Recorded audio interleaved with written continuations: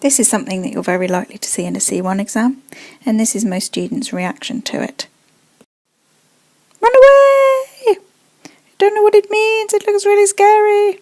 Okay, but we're not going to run away, we're just going to look at it, and it's actually going to be fine, and it's actually going to be better than fine, it's actually going to be really, really, really easy, like the easiest thing in the whole of C1. Okay, here's what we're going to do.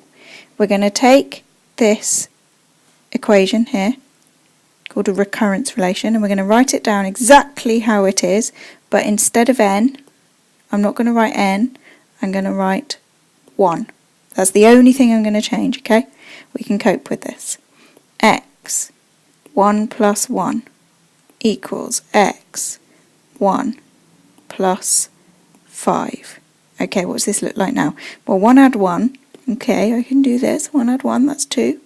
So x 2 equals x 1 plus 5. Wait a minute, I know what x1 is. x1 is 4, x1 is 4, x2 is 4, add 5, x2 is 9. Okay, that wasn't too painful. What did I actually do? What's actually going on? Well, this is a way of building up series. It's called a recurrence relation. And it builds up a series of numbers, like a string of numbers, by linking one of the numbers in the series to the next one. This is the next one. The next term. This is a term, and then that is the next term. So what I've got here, x1, well, 1 is the number that we use to mean the first. This is the first term, and the first term, add 5, is the next one, the second one. So the first term, add 5 is the second term is 9.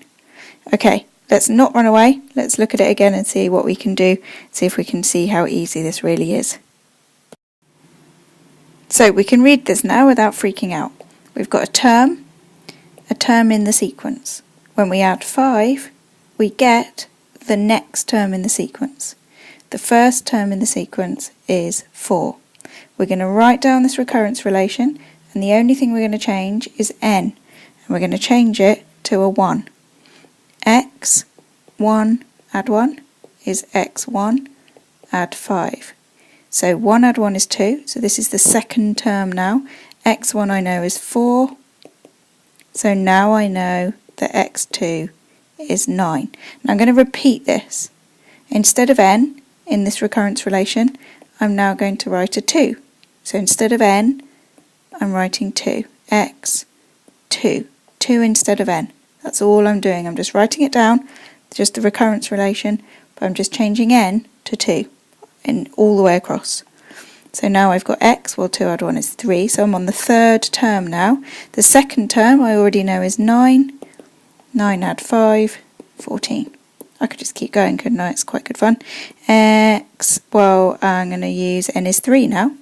I used n is 1 here. I did n is 2, so I'm just writing down the recurrence relation. That's all I'm doing. Writing it down, and instead of n, I'm writing 3. 3 add 1 is x 3 add 5. Well, x3 I know is 14.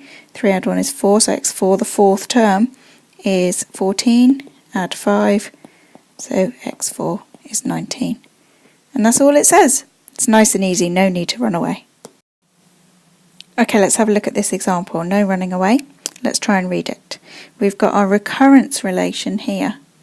It says that if we take a term, we times it by 4, and then do 1 minus that, what we get is the next term.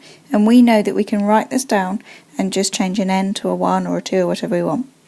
Then we've got some more information, this one, but we can read that now, that's fine. This says the first term is k, so we're kicking the whole process off with a k. Now we've got some more information here. It says that u2 plus u3 is 10, so u2, that means the second term, that's the one after this, and u3 is the third term, which is the one after that. And if you add those two, apparently it equals 10. Okay, let's have a play around like we did before. Let's write this exact same thing down, put the recurrence relation, but instead of an n, I'm going to write 1. u1 plus 1 is 1 minus 4u1. Well, 1 plus 1 is 2, so that's u2, that's the second term. 1 minus 4, well, u1, the first term, is k. I don't know what k is, but that's alright, I'll just put a k. That's my second term. Now I'm going to write down exactly the same thing as the recurrence relation. I'm going to write down this recurrence relation, but I'm going to put n is 2. u2 plus 1 equals 1 minus 4u2. Okay, 2 plus 1, that's 3, so we're on the third term now. 1 minus 4. Now u2, that's this thing here, 1 minus 4k. That's my u2. 1 minus 4k. Wonder if I can tidy that up a bit. 1 minus 4 plus 16k. That's u3 is minus 3 plus 16k.